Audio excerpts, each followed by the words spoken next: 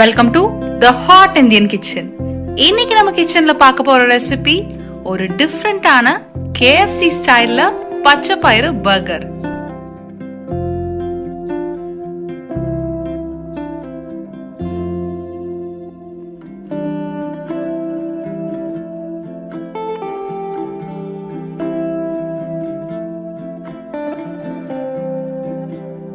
இது ஒரு ஹெல்த்தியான ரெசிபி மட்டும் இல்ல, கிட்ஸுக்கும் கண்டிப்பா ரொம்ப ரொம்ப பிடிச்ச ரெசிபியா இருக்கும். ஒரு டேஸ்டியான எட் ரொம்பவே சிம்பிளான ஒரு ரெசிபி தான் இது. இந்த ரெசிபி இப்ப நம்ம எப்படி பண்றதுன்னு பார்க்கலாம். அதுக்கு முன்னாடி நீங்க இன்னும் இந்த சேனலை சப்ஸ்கிரைப் பண்ணலனா கண்டிப்பா சப்ஸ்கிரைப் பண்ணிருங்க. அப்பதான் நான் போடுற எல்லா வீடியோஸோட அப்டேட்ஸும் உங்களுக்கு உடனே வரும். பான் நல்லா சூடாயிடுச்சு. இப்ப இதுல 1 டேபிள் ஸ்பூன் எண்ணெய் ஊத்திருக்கேன். இந்த எண்ணெய் நல்லா சூடானதும் நான் இங்க பச்சை பட்டாணியும் பச்சை பயிரும் இந்த மாதிரி ஒரு 4 விசில் குக்கர்ல வச்சு வேக வச்சிருக்கேன். முன்னாடி நாள் நைட்டே ஊற வச்சிருங்க. நெக்ஸ்ட் டே மார்னிங் எந்திரிச்சு அது ஒரு 4 விசில் விட்டு வேக வச்சீங்கன்னா கரெக்டா இருக்கும்.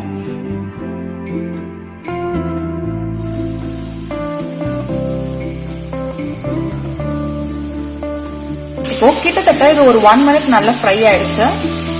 இது ஃப்ரை ஆனதுக்கு அப்புறமா நம்ம இதுல ஜிஞ்சர் கார்லிக் பேஸ்ட் ஆட் பண்ணிடலாம்.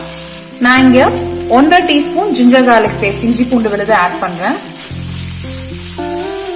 இதோட பச்சை வாசம் கொஞ்சம் போகட்டும். அதுக்கப்புறமா நம்ம பொடியெல்லாம் ஆட் பண்ணிடலாம். இப்ப இந்த இஞ்சி பூண்டோட பச்சை வாசம்லாம் நம்மளுக்கு போயிடுச்சு. இந்த ஸ்டேஜ்ல நான் இதுல 1/4 டீஸ்பூன் மஞ்சள் தூள், 1/2 டீஸ்பூன் மல்லித்தூள்,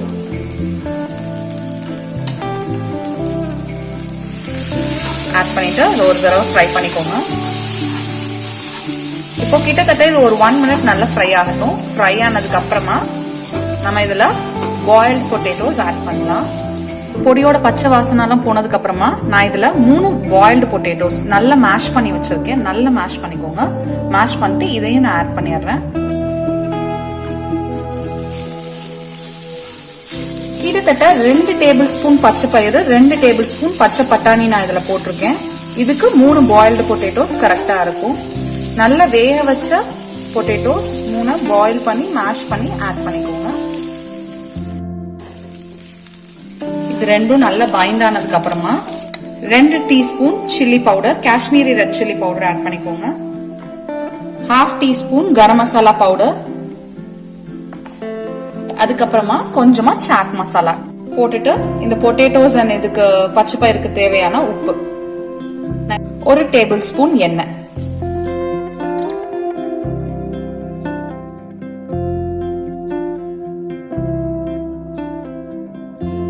இப்போ கிட்டத்தட்ட ஒரு 1 மினிட் ஆயிடுச்சு. இதை நம்ம நல்லா மேஷ் பண்ணிடலாம்.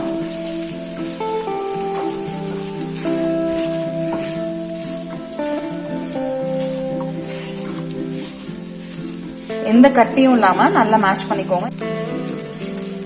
இதுல நீங்க வேணும்னா கேரட்ஸ், பீன்ஸ் இதெல்லாம் கூட ஆட் பண்ணிக்கலாம். பட் இப்படியே பண்ணீங்கன்னா இன்னும் நல்லா இருக்கும். இப்ப நம்ம இதை நல்லா மேஷ் பண்ணியாச்சு. இதை இன்னொரு 1 மினிட் கரெக்டா ஃப்ரை ஆனதுக்கு அப்புறமா நம்ம இதை எடுத்துடலாம்.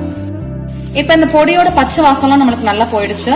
இந்த ஸ்டேஜ்ல நம்ம இதை வேற ஒரு பவுலுக்கு டிரான்ஸ்ஃபர் பண்ணிடலாம்.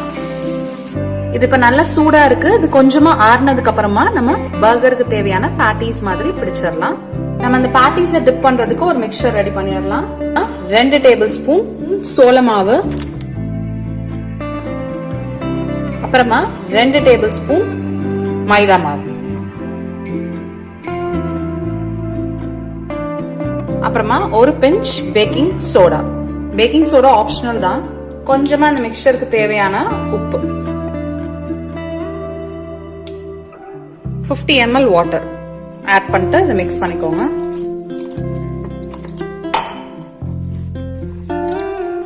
எந்த கட்டியும் இல்லாம நல்லா மிக்ஸ் பண்ணிக்கோங்க.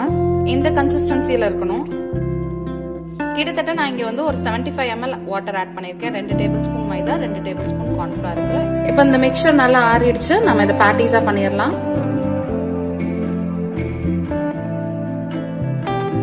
உங்கள்கிட்ட ஏதாவது ஷேப் பண்றது இருந்தா நீங்க அதை யூஸ் பண்ணிக்கலாம். இல்லைன்னா கையில சும்மா இப்படி டேப் பண்ணிக்கலாம்.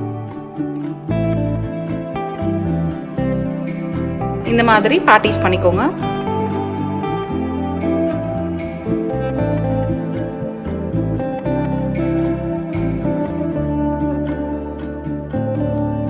இப்போ நம்ம இந்த 4 பேட்டிஸையும் 15 minutes to half an hour refrigerate பண்ணிடலாம்.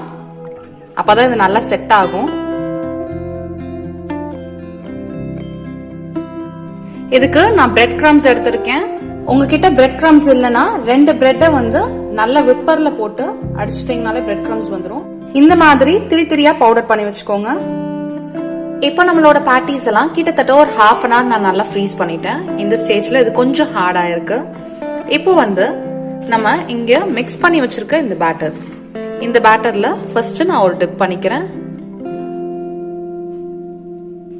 பண்ணிட்டு நம்ம எடுத்து வச்சிருக்க இந்த பிரெட் கிரம்ஸ் இதுல ஒரு டிப், மறுபடியும் இந்த பேட்டர்ல ஒரு டிப் பண்ணிட்டு உடனே பிரெட் கிரம்ஸ் அப்ளை பண்ணிருங்க. ரொம்ப நேரம் அந்த மாவுல ஊற விட்டுறாதீங்க, உடைஞ்சு போயிடும். இப்போ நம்ம இத ஆயில்ல போட்டு பொரிச்சு எடுத்துடலாம். ரொம்ப கேர்ஃபுல்லா பண்ணுங்க, இந்த பேட்டிஸ் வந்து உடைஞ்சிடக்கூடாது.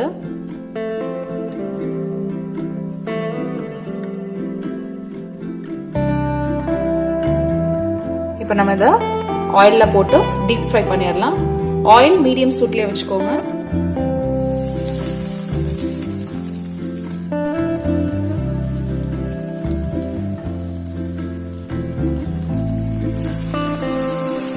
இப்போ இந்த பேட்டிஸ நம்ம திருப்பி போட்டுடலாம்.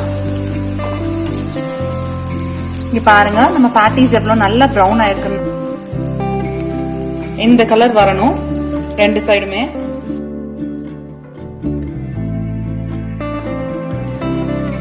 ஆயில ஹை ஃப்ளேம் பண்ணிடாதீங்க, மீடியம் ஃப்ளேம்ல இருக்கட்டும். அப்பதான் வந்து நம்மளுக்கு உள்ளெல்லாம் நல்லா வெந்து நல்ல கிறிஸ்பியா மொறுமொறுன்னு வரும். மீடியம் ஃப்ளேம்ல வச்சுக்கோங்க ஆயில.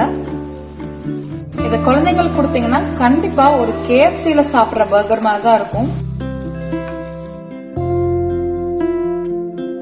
நல்லா வந்து ரெடி ஆயிடுச்சு, 2 சைடுமே ப்ரௌன் ஆயிடுச்சு. இப்ப நம்ம அதை எடுத்துடலாம்.